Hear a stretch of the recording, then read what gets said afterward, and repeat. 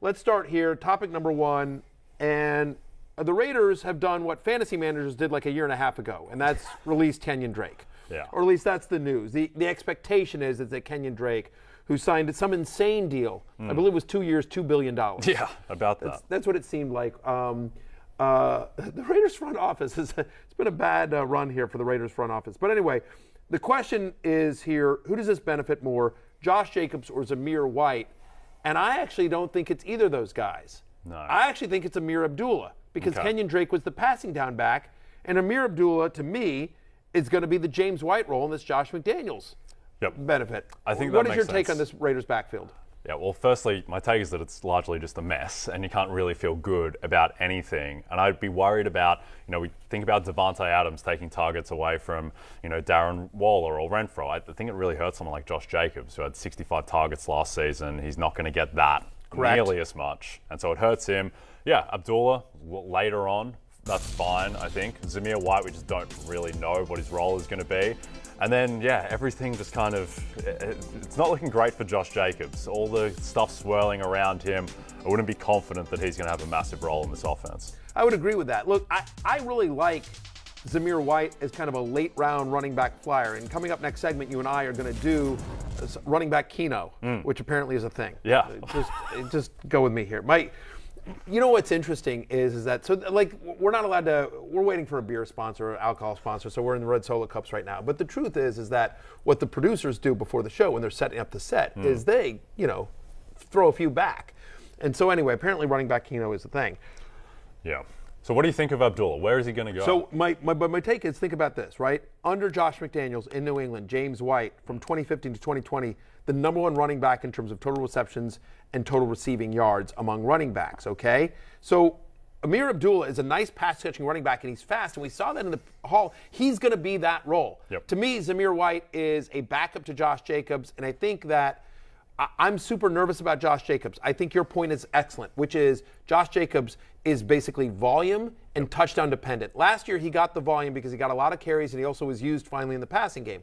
That's not going to happen with Amir Abdullah. That's not going to happen with Zamir White. Think about Josh McDaniels under the Patriots regime. He's a multiple running back guy. Yep. Like every year that Josh Jacobs has been in the NFL, he's gotten at least 260 touches. The last running back to get over 260 touches under Josh McDaniels was LeGarrette Blount. Yeah. Almost a decade ago. I'm so out on Josh Jacobs. My love-hate article comes out on Thursday. Big surprise. Josh Jacobs is going to be on it. But I think Zamir White is sort of the insurance to Josh Jacobs. Amir Abdullah is going to have a role for those that are in deeper PPR leagues. I think the thing with Abdullah as well is that they're going to be throwing a lot because they play in the AFC West, and Correct. they're the worst team in the AFC West. So they're going to be going up against the Chargers, the Chiefs, and the Broncos, and they're probably not going to be in front the whole game. So there's going to be a lot of room for that James White type. Yeah, no, and I think if you were paying attention to what the Raiders have done in the preseason, kind of I should be up. And I get it because Amir Abdullah's sort of been around. He's kind of kicked around the league. But week 14 on last season, people would be shocked about this. Amir Abdullah for the Carolina Panthers was ranked first in total targets among running backs with the Panthers. He had 29 targets in 5 games. He also had the second most receiving yards among running backs. James Conner had a little bit more. But Amir Abdullah is a good player. And it's clear that the Raiders have found a fit for him. Josh McDaniels has no loyalty to Kenyan Drake. We will see where Kenyan Drake lands.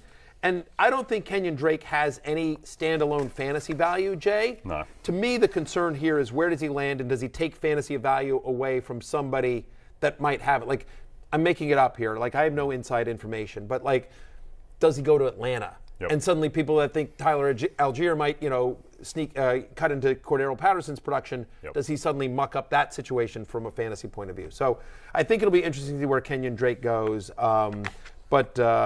This is I just remember when Kenyan Drake signed with the Raiders, and literally everyone was saying, this makes no sense. Yeah. Why are you guys doing it? Why are you guys spending this money here? Yeah. And finally, the Raiders kind of waved the white flag and said, yeah, you guys were right. One of those ones that just never had a good moment. The Kenyan Drake deal, the Kenyan Drake era in Las Vegas started low, got lower, and then done already. He had that one when he came over from Miami to the Cardinals. He had that second half of the season where he was fantasy. Won some fantasy leagues.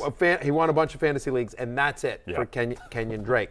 A guy that has won a lot of people a lot of money in fantasy leagues and online is Michael Thomas. back on the injury report, hamstring injury. Are we like, is this just like, the guy can't stay healthy, are we throwing it up? Or are we just like, you know what, it's all right. We can deal with this here. He's currently going as wide receiver 28th on Yahoo. Where are you on Michael Thomas?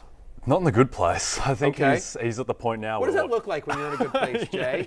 A bad place. What is a good place for you, Jay? Is it like, are you like in a cave listening to Men at Work eating Vegemite? Yeah, that's exactly right. Is that what it is? That's what me and every Australian on the planet does. Right, exactly. Men at Work in a cave. Right, in a cave.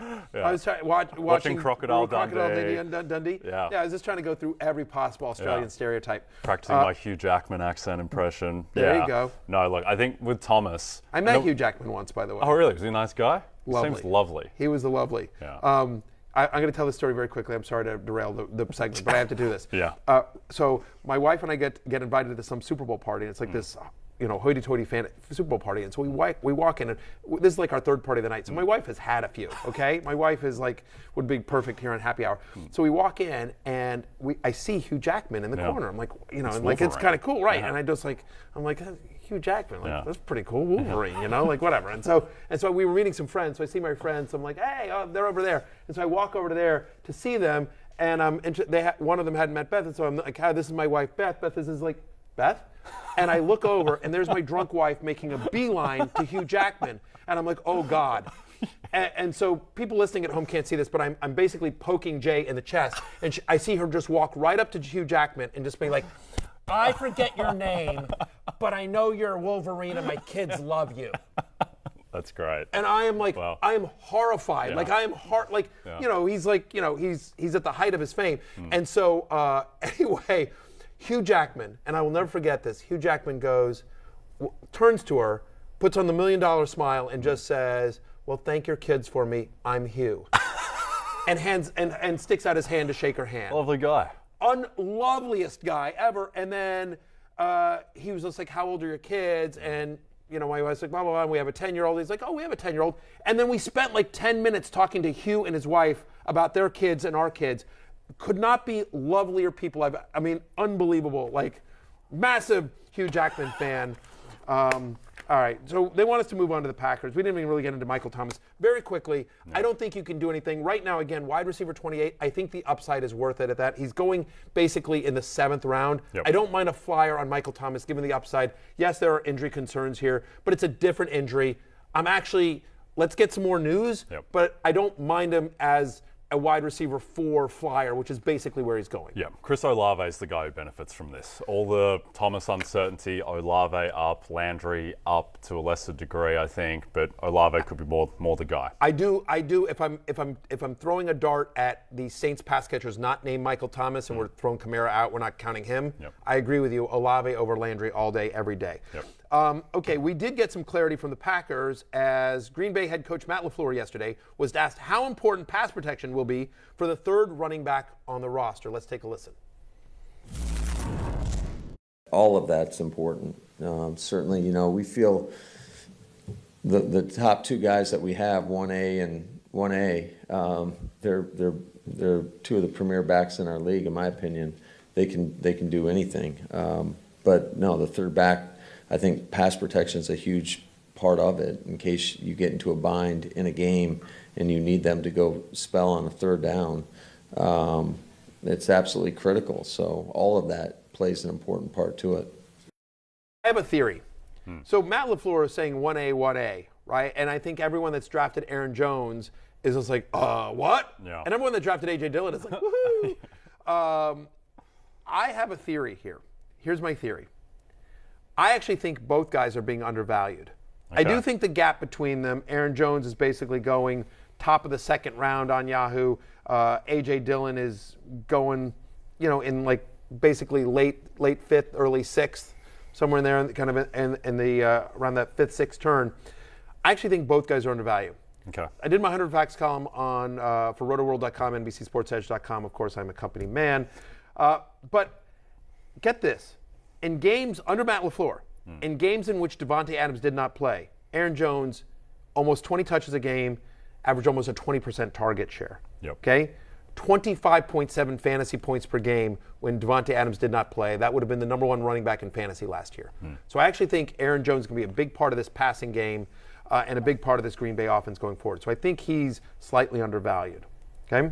I also think, and I have him slightly higher in the overall ranks than where he's going on Yahoo. However, A.J. Dillon last year, more rushing touchdowns than Aaron Jones. 41% of his fantasy points last year came from receiving. Everyone sees this guy, this massive guy, the quad father, right? And he's got these huge legs, and they're like, oh, well, that guy can't catch passes. Yes, he can. Yep. Look at your screen if you're watching this here on Peacock or YouTube, right? 34 receptions last year. They both had over 300 receiving yards, 391 for Jones, 313 for A.J. Dillon. Jones missed a couple of games here, but they are more close than you think, and I believe Matt LaFleur when he says 1A and 1A. Without Davante Adams, it's going to be a more balanced offense, and they want to run the ball. So I actually think A.J. Dillon, who I have at running back 22 and 43rd overall, again, higher than the consensus. Yep. Newsflash, when Love-Hate comes out, guess who's going to be on the love list? I think the thing is that rushing-wise, the stats are almost eerily similar. 803 yards to 799 on the ground, 5 TDs to 4 TDs. But the thing that is a little bit misleading, I guess, is that the receiving yards look relatively close as well. 391 v 313. Yeah. That doesn't nearly reflect the gap in targets. Aaron Jones had almost twice as many targets. And when we talk about, we're trying to figure out all the receivers who are going to benefit from Davante Adams not being there. Aaron Jones is the receiver who might benefit the most because he's explosive, he's going to see more targets, and that gives him the upside to potentially exceed his ADP value. I would argue, though, I think 100%, if you're saying, give me the guy that's going to have the most receiving points of this backfield, Aaron Jones is clearly the answer. Yep. But I think they learned to trust A.J. Dillon as a pass catcher. It wasn't something that he did a lot of at Boston College, and so he caught 34 or 37 targets last year, and I think he earned Aaron Rodgers' trust last year. Oh, you can be viable in the passing game. And I think because it's basically Alan Lazard, some rookies, the ghost of Sammy Watkins, Randall Cobb. The ghost of Randall Cobb. A lot of ghosts. Right, exactly. It was spooky in Green Bay. I think they're going to have no choice but to use A.J. Dillon in the passing game. So I actually think his passing game usage goes up. We agree that there. So I do think I think it's factual that both guys could be underrated, I should say. Both guys are being underdrafted, undervalued. Speaking of the receivers, Aaron Rodgers, never one to shy away from a microphone, was asked about his confidence in his receivers. And I think this is interesting because I got to tell you, Rodgers, when it comes to football, I'm not talking about anything else, but when it comes to football, he tends not to mess around with the media. He's usually fairly honest. Let's take a listen.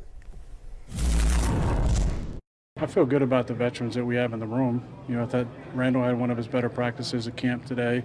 Sammy had 2 great practices last week against the Saints. Allen's been very consistent for us. It's just that next group of guys, who's going to step up and get playing time out of that next group of 3. Dobbs done a lot of really nice things, but I think the standard for him is not going to be maybe the standard for a normal rookie that we've had here in the past, especially in the past, 4 or 5 years, because he's going to be expected to play based on his performance so far in camp. So we got to hold him to a standard that I know he's capable of reaching. Be held to a standard? He's going to be expected to play based on how he's doing in camp? He's a trendy sleeper, Jay. Yeah, look, I think most of the stuff that comes out of preseason, like George Pickens doing really cool stuff in the end zone, guarded by a chair, it doesn't really matter, and you're just trying to project forward. But some of the stuff that's coming out about Dobbs, some of the quotes, they make you kind of do a second take. And it's not even so much that one. It was 3 weeks ago, Aaron Rodgers, who doesn't give out praise easily. Especially not to rookies. Was comparing him to, he was saying he was doing things that we haven't seen from guys, the only guys we've seen are the top 10 receivers in Packers history. And Aaron Rodgers is saying that in training camp about a 4th-round pick. And I think they're just going to have to live with the drops and live through Dobbs' rookie pain because he's got ability and talent that, these other guys don't, that Randall Cobb doesn't have, that Sammy Watkins doesn't have. So a graphic is being shown on the screen for people listening at home that's showing the most receiving yards by a rookie with Aaron Rodgers. And not great. Marquez Valdez-Scantling in 2018 is the leader there with 584.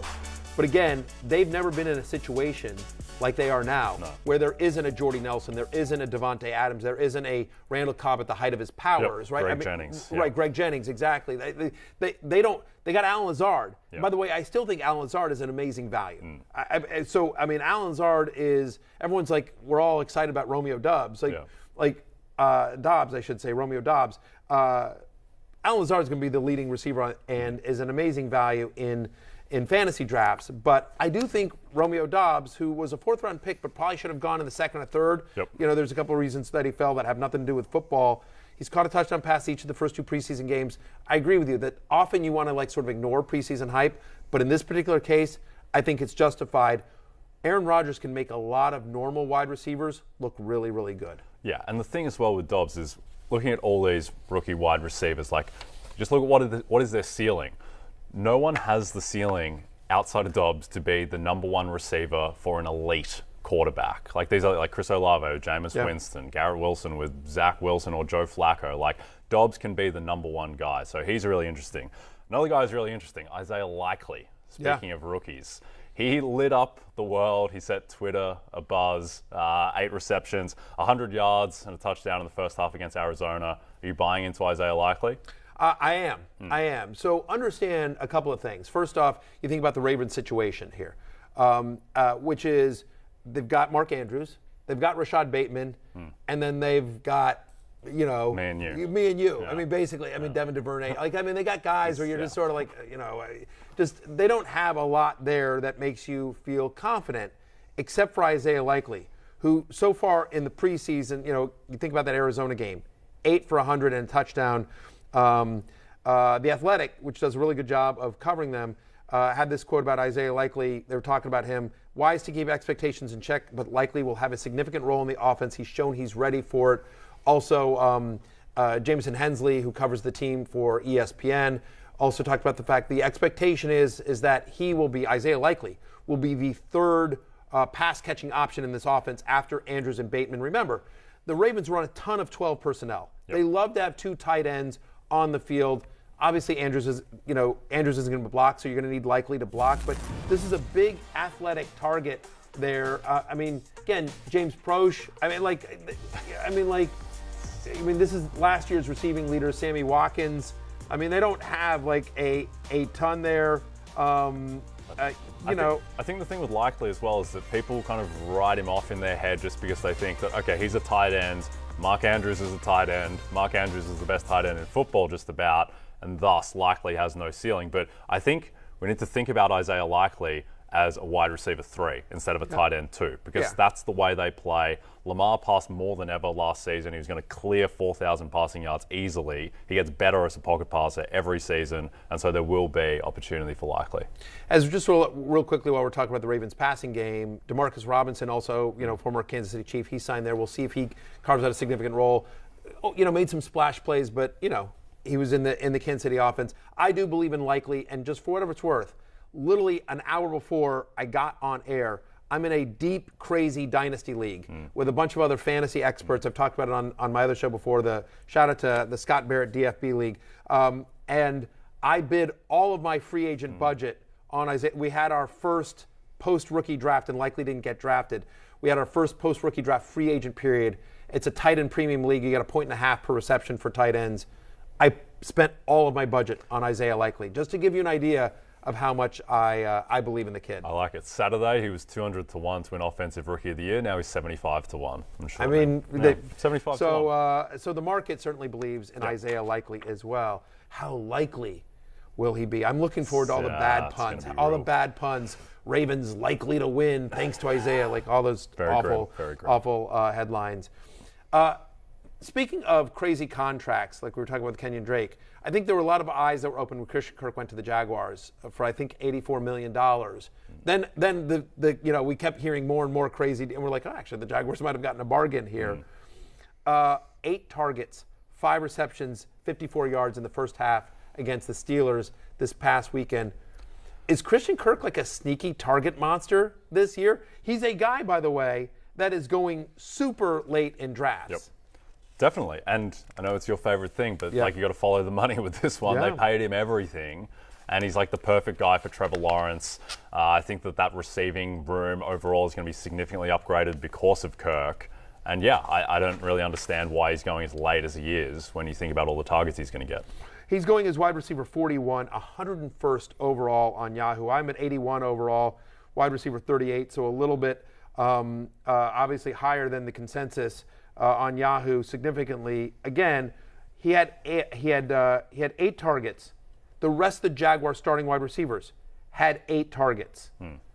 I mean, like, he had a 33% target share. He was targeted on 8 of 24 passes in the first half against the Steelers. A 33% target share. Again, $72 million is what he was signed here. And so you see here on your screen, if you can say, like, it's Zay Jones, it's Marvin Jones Jr., Laviska Shenault, we'll keep waiting for him, Jamal Agnew, Laquan Treadwell, a lot of guys that have had some moments. You know, Etienne out of the backfield is going to get his, Dan Arnold, Evan Ingram at the tight end position. But I don't think there's any doubt of these two facts. Christian Kirk is going to lead this team in targets, and this team is going to throw a ton. They're going to have to because their defense and because the offensive philosophy of their head coach, Doug Peterson, a former NFL quarterback, a former Andy Reid disciple, a former Super Bowl winning quarterback coach himself, who coached great fantasy seasons out of Carson Wentz and Nick Foles. Love Trevor Lawrence, think he's underrated, and I think Christian Kirk, again, going outside the top 100 on Yahoo, is actually a value. Yeah, and all the guys on that list, guys like Zay Jones, like, these aren't intimidating names. They're not going to be able to take away from Christian Kirk. So yeah, I really like Christian Kirk. Hi, I'm Mike Tirico, and thanks for watching. Make sure to hit subscribe for the latest news and highlights from NBC Sports.